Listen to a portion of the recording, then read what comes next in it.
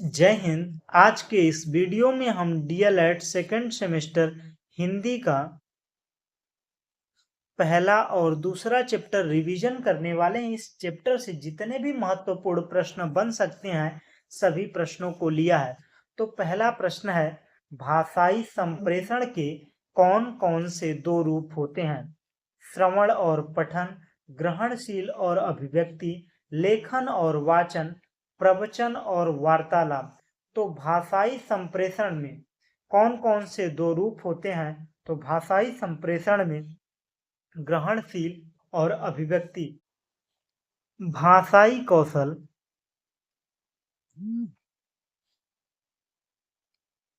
भाषाई कौशल चार प्रकार के होते हैं: सुनना, बोलना, पढ़ना, लिखना। इन्हीं कौशलों के जरिए ही भाषा सीखी जाती है। सुनना और पढ़ना ये क्या है? ग्रहणशील है। ग्रहणशील ग्रहणशील। और बोलना और लिखना क्या है? अभिव्यक्ति। अभिव्यक्ति मतलब सुनना और पढ़कर, सुनकर और पढ़कर हम क्या करते हैं? भाषा को ग्रहण करते हैं, विचारों को ग्रहण करते हैं। और बोलकर और लिखकर क्या करते हैं? अभिव्यक्ति। अभिव्यक्ति का मतलब है अपने हाव भाव, अपने विचारों को अभिव्यक्त करते हैं, दूसरों के सामने लाते हैं। तो बोलकर या लिखकर। और ग्रहण किससे करते हैं? सुनकर या पढ़कर। तो भाषाई कौशल चार प्रकार के होते हैं, इसे याद रखिएगा। सुबोपली से। सुबोपली, सुनना, बोलना, पढ़ना, लिखना। सबसे पहले अगर भाषा की शुरुआत होती है तो सुनने से होती है।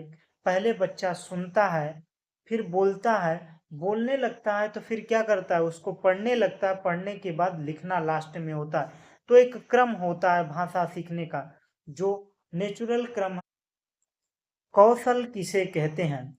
किसी कार्य को दोहराने की प्रक्रिया, किसी कार्य को बिना अभ्यास के करना, किसी ज्ञान को बार बार अभ्यास करके सीखना, केवल सैद्धांतिक ज्ञान को प्राप्त करना। तो कौशल क्या है? कौशल वो है कि किसी भी ज्ञान को सीखने के लिए बार बार अभ्यास करके सीखा जाता है। जो बार बार अभ्यास करके सीखा जाता है वो क्या कहलाता है? कौशल कहलाया जाता है। कौशल कहलाता है। किसी काम को बार बार करके आपने सीखा है, जिस काम को करने में आवृत्ति हो, क्या कहलाता है? कौशल कहलाता है। तो ऑप्शन सी सही होगा। अगर पूछता है कौशल की परिभाषा क्या है, तो किसी भी ज्ञान को ग्रहण करने या सीखने के लिए बार बार अभ्यास करना पड़ता है, वो क्या कहलाता है? कौशल कहलाता है। बढ़ते हैं अगले प्रश्न की ओर। तो अगला प्रश्न है, श्रवण कौशल में मुख्य रूप से क्या शामिल होता है? केवल शब्दों को सुनना, ध्यान केंद्रित करके सुनना और उसकी गहराई से समझ विकसित करना, केवल ध्वनि की पहचान करना, मौखिक रूप से उतार देना, मौखिक रूप से उत्तर देना। तो श्रवण कौशल क्या है पहले ये जानते हैं। तो कौशल आपने जाना कि किसी ज्ञान को सीखने के लिए अभ्यास, बार बार अभ्यास करके सीखा जाता है, वो क्या कहलाता है? कौशल। तो सुनने का, कोई चीजें बार बार सुनाई देती हैं तो हम ऑटोमेटिक उस भाषा को पकड़ लेते हैं, सीख जाते हैं, वो क्या है? कौशल है। तो श्रवण कौशल क्या है? ध्यान केंद्रित करके सुनना और उसकी गहराई से समझ विकसित कर होगा। बढ़ते हैं अगले प्रश्न की ओर। शिक्षक के लिए श्रवण कौशल सिखाने के लिए कौन सा गुण आवश्यक नहीं है? शुद्ध उच्चारण, तेज गति से बोलना, उचित स्वर घात अनुतान, बोलने की उचित गति। एक शिक्षक जब बच्चों को श्रवण कौशल विकसित कर रहा होता है तो कौन कौन से गुणों की आवश्यकता होती है? तो क्या करना होगा?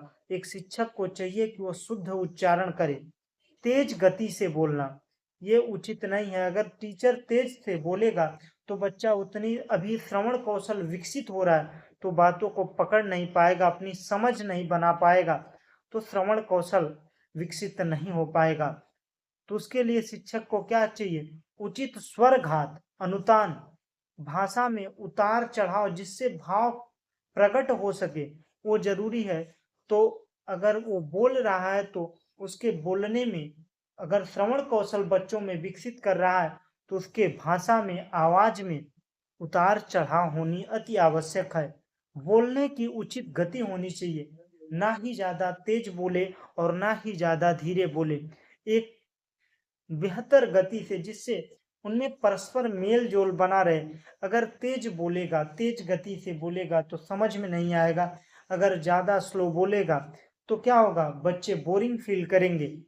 तो उचित गति में बोले। और क्या आवश्यक नहीं है, तेज गति से बोलना आवश्यक नहीं है। ये एक शिक्षक को श्रवण कौशल विकसित करने के लिए इन गुणों पर ध्यान देना होगा। बढ़ते हैं अगले प्रश्न की ओर। कहानी के कितने प्रमुख तत्व होते हैं? 4, 5, 6, 7। तो कहानी के कुल 6 तत्व होते हैं। कौन कौन से होते हैं इसके बारे में जानते हैं। तो कहानी के कौन कौन से तत्व हैं, तो आइए उसके बारे में जानते हैं। तो कथा वस्तु क्या है? कहानी के बारे में जानकारी। जैसे कौवा प्यासा था तो उसके बारे में जानकारी दी गई कि कहानी में क्या क्या चीजें हैं। पात्र, चरित्र चित्रण। पात्र और चरित्र चित्रण। पात्र कौन है? कौवा। और उसका चरित्र चित्रण कैसा है, वो कैसा सोचता है, मेहनती है और कैसे समस्या को हल करता है, उसका चरित्र। भाषा शैली। भाषा शैली एकदम सरल होनी चाहिए, मातृभाषा में होनी चाहिए, जिससे बच्चे बड़े ही आसानी से उस कहानी के मूल को समझ सकें। कथोकथन। जो कथा में पात्र द्वारा कहा जा रहा है उसको उसको क्या कहते हैं? कथोकथन कहते हैं। वो किसी काम को करने के लिए कैसे उपाय कर रहा है। जैसे कौवा खुद से बोल रहा है, घड़े में पानी है लेकिन कैसे पीऊं, मुझे कोई उपाय खोजना होगा। कथोकथन है। वातावरण। एक स्थिति होती, किसी भी कहानी को बनाने के लिए एक वातावरण की जरूरी है कि किस वातावरण में है। उद्देश्य। सबसे जरूरी कहानी का मूल यही है कि उद्देश्य, हमें उस कहानी से क्या सीखने को मिल रहा है, ये सबसे महत्वपूर्ण तत्व है। बढ़ते हैं अगले प्रश्न की ओर। बच्चों में श्रवण कौशल विकसित करने के लिए कौन सा तरीका प्रभावी नहीं है? कहानी सुनाना, ऑडियो क्लिप सुनाना, जल्दी जल्दी पढ़ाई कराना, सवाल जवाब सत्र आयोजित करना। तो बच्चों में श्रवण कौशल विकसित करने के लिए प्रभावी नहीं है, इसको याद रखिएगा। नहीं पूछ रहा है। तो अगर बच्चों को कहानी सुनाया जाएगा तो कहानी से बच्चों को आनंद आएगा, उनमें श्रवण कौशल विकसित होगा और श्रवण कौशल के जरिए ही भाषा का विकास होगा। ऑडियो क्लिप सुनाना, ऑडियो क्लिप सुनेगा तो उसको सुनेगा, समझेगा, उससे भी क्या होगा, श्रवण कौशल विकसित होगा। जल्दी जल्दी पढ़ाई कराना, ये कोई उचित नहीं है कि आप जल्दी जल्दी पढ़ा दिए, उससे श्रवण कौशल विकसित नहीं होगा। जब तक उनको सुनने के लिए कुछ न दिया जाए, अगर वो सुनेंगे तभी वो क्या करेंगे, उसको सीखेंगे। सवाल जवाब सत्र आयोजित करना, जब वो लोग आपस में बातचीत करेंगे तो एक दूसरे की बातों को सुनेंगे, समझेंगे। सुनना और गहराई से समझना ही क्या कहलाता है? श्रवण कौशल कहलाता है। तो श्रवण कौशल में ये चीजें जरूरी हैं, लेकिन जल्दी जल्दी पढ़ाई कराना ये जरूरी नहीं है। तो इसका ऑप्शन सी सही होगा। बढ़ते हैं अगले प्रश्न की ओर। चित्र वर्णन गतिविधि का मुख्य उद्देश्य क्या है? किसी भी चित्र के जरिए कहानी को समझाना। चित्र गतिविधि का मुख्य उद्देश्य क्या है? चित्र बनाना, बच्चों की कल्पना शक्ति बढ़ाना, सुनने या समझने की क्षमता को सुधारना, केवल मौखिक अभ्यास कराना। तो मुख्य उद्देश्य क्या है? चित्र का वर्णन करना ही बच्चों की कल्पना शक्ति। जब चित्र को दिखाएंगे, कौवे का एक घड़ा है, अब कौवा यहाँ पर कंकड़ डालेगा तो ये चित्र में दर्शाया जा रहा है, तो इससे बच्चों में क्या हो रही है? बच्चों की कल्पना शक्ति बढ़ रही है चित्र वर्णन गतिविधि से। बढ़ते हैं अगले प्रश्न की ओर। रोल प्ले, भूमिका निभाना गतिविधि किस कौशल विकास में सहायक है? केवल लेखन कौशल में, केवल पठन कौशल में, श्रवण और संप्रेषण कौशल में, केवल व्याकरण कौशल विकास में सहायक होगा? श्रवण कौशल और संप्रेषण कौशल। श्रवण कौशल सुनने की क्षमता भी विकसित होगी और संप्रेषण बोलने की भी क्षमता विकसित होगी। किससे? रोल प्ले से। बढ़ते हैं अगले प्रश्न की ओर। लोक कथाओं का उद्देश्य क्या होता है? केवल मनोरंजन करना, पाठकों को भ्रमित करना, नैतिक शिक्षा देना और परंपराओं को सहेजना, केवल बच्चों को कहानियां सुनाना। लोक कथा का मतलब है जो लिखित रूप में ना हो, जिसे हमारे घरों में दादियां कहानी सुनाती हैं, वो क्या है? लोक कथाएं हैं। इससे क्या होता है? नैतिक शिक्षा देना और परंपराओं को सहेजना होता है। अकबर बीरबल की कहानियां, ये सब क्या है? नैतिक शिक्षा हमें प्रदान करती। ऑप्शन सी सही। पहले जानते हैं कि लोक कथा क्या है। वे कथाएं होती हैं जो किसी एक लेखक द्वारा नहीं लिखी जाती, बल्कि पीढ़ी दर पीढ़ी मौखिक रूप से समाज में प्रचलित होती हैं। ये कथाएं किसी समाज, संस्कृति, रीति रिवाज, परंपराओं और नैतिक मूल्यों को दर्शाती हैं। लोक कथाएं मनोरंजन के साथ साथ शिक्षाप्रद होती हैं, जो नैतिकता को बढ़ावा देती हैं, नैतिकता में सुधार लाती हैं। उदाहरण पंचतंत्र की कहानियां, अकबर बीरबल की कहानियां, जातक की कथाएं, ये सब क्या है? लोक कथाएं होती हैं। बढ़ते हैं अगले प्रश्न की ओर।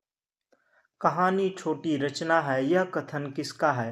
Wales, Munshi Premchand, Edgar Allan, doctor Shyam Sundar. कहानी छोटी रचना है, यह कथन वेल्स का है। एच.सी. वेल्स।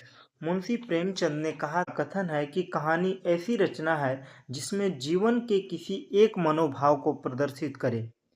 एडगर एलिंग ने कहा था, कहानी इतनी छोटी होनी चाहिए कि जिसे एक आसन में बैठकर पढ़ा जा सके। डॉक्टर श्याम सुंदर ने कहा था, कहानी एक निश्चित लक्ष्य या प्रभाव को ध्यान में रखकर लिखा गया नाटकीय आख्यान है। बढ़ते हैं अगले प्रश्न की ओर। भाषा विकास के कितने कौशल हैं? तो भाषा विकास के 4 कौशल हैं। कौन कौन से? सुबोपली, सुनना, बोलना, पढ़ना, लिखना, जिसमें से 2 ग्रहण के लिए हैं, 2 अभिव्यक्ति। यात्रा वृत्तांत क्या है? यात्रा के दौरान देखे गए स्थानों, घटनाओं, अनुभवों का विवरण, किसी ऐतिहासिक घटना का विस्तृत विवरण, किसी वैज्ञानिक खोज या प्रयोग की जानकारी, किसी काल्पनिक कहानी का वर्णन।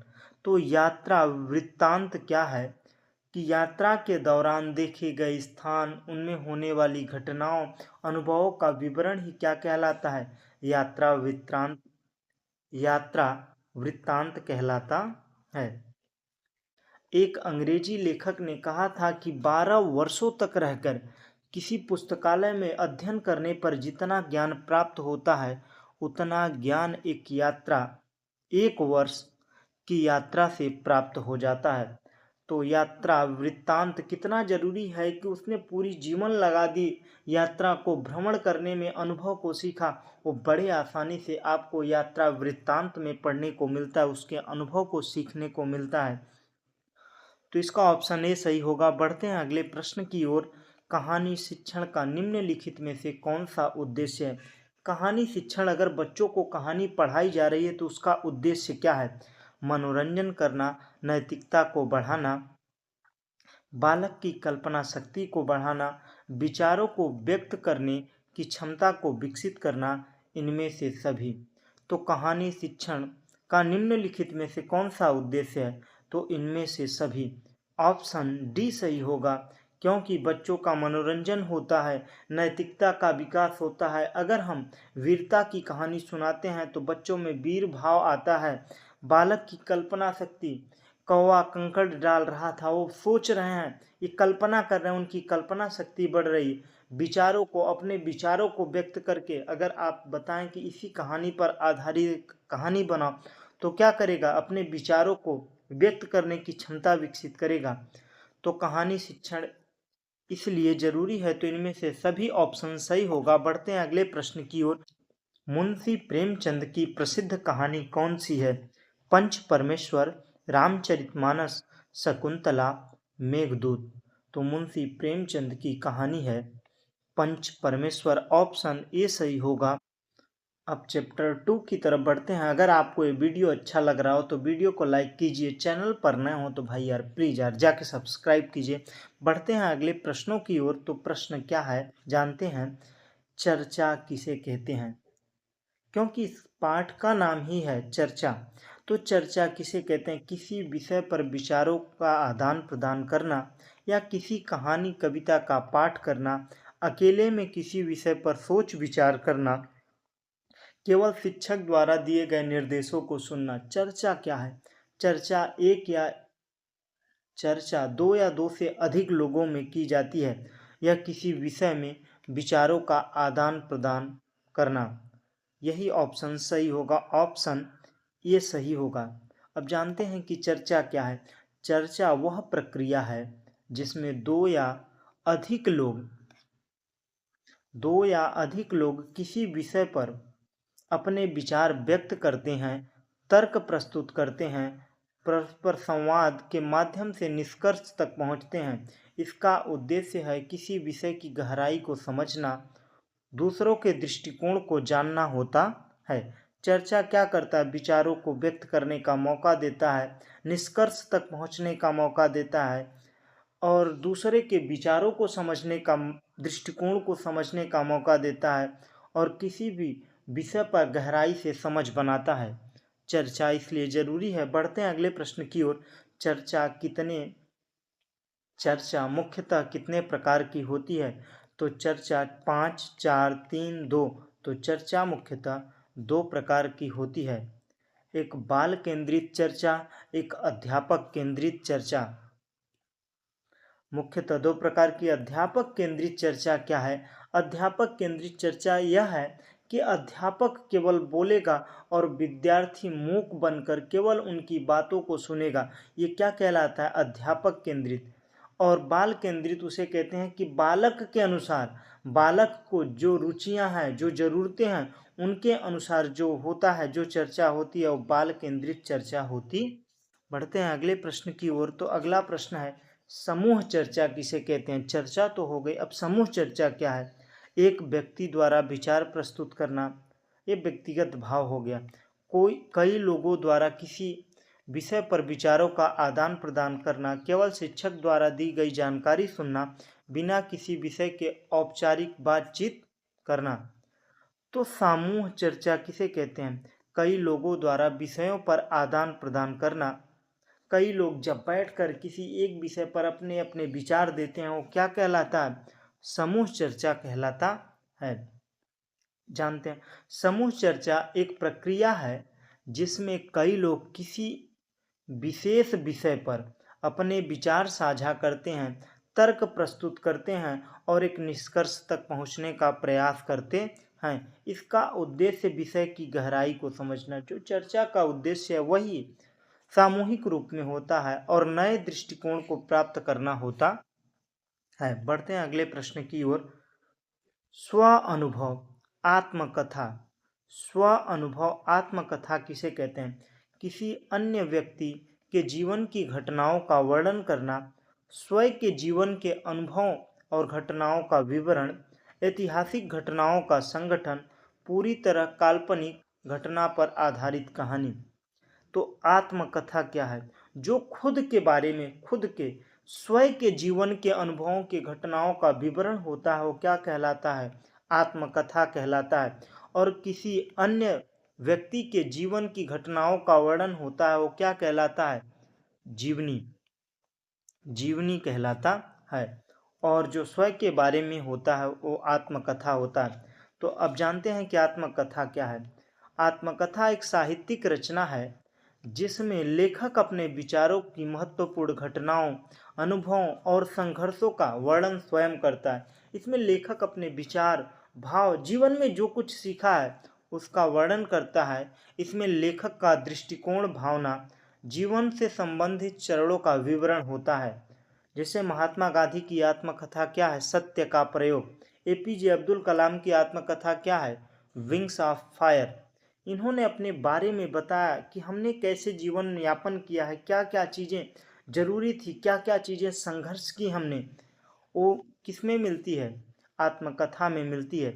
और जो दूसरों के बारे में लिखी जाए वो क्या होती है? जीवनी होती है। हिंदी साहित्य की सर्वप्रथम आत्मकथा किसने लिखी थी? महात्मा गांधी, एपीजे अब्दुल कलाम, बनारसी दास जैन, इनमें से कोई नहीं। तो हिंदी साहित्य की सर्वप्रथम आत्मकथा बनारसी दास जैन ने लिखी थी। ऑप्शन तीसरा सही होगा। कथानक, उसका नाम क्या था जो आदर्श बनारसी दास जैन ने लिखा था? अर्ध कथानक। कथानक। बढ़ते हैं अगले प्रश्न की ओर। अगला प्रश्न क्या? एक लेखक आत्मकथा क्यों लिखता है? भाई अगर कोई पूछे कि आत्मकथा क्यों लिखते हो, बहुत बेहतरीन क्वेश्चन। हमने एकदम कहते हैं ना निचोड़ लाके आप लोगों को रख दिया। आपको चाहे अतिलघुत्तरी लिखना हो चाहे लघुत्तरी लिखना हो, आप बड़े ही आसानी से इन ऑप्शनल वाले प्रश्नों से ही कर पाएंगे अपने जीवन। तो एक लेखक आत्मकथा क्यों लिखता है? अपने जीवन के संघर्षों उपलब्धियों को व्यक्त करने के लिए, पूरी तरह काल्पनिक कहानी बनाने के लिए, केवल पैसा कमाने के लिए, या किसी अन्य व्यक्ति के जीवन कहानी बताने के लिए?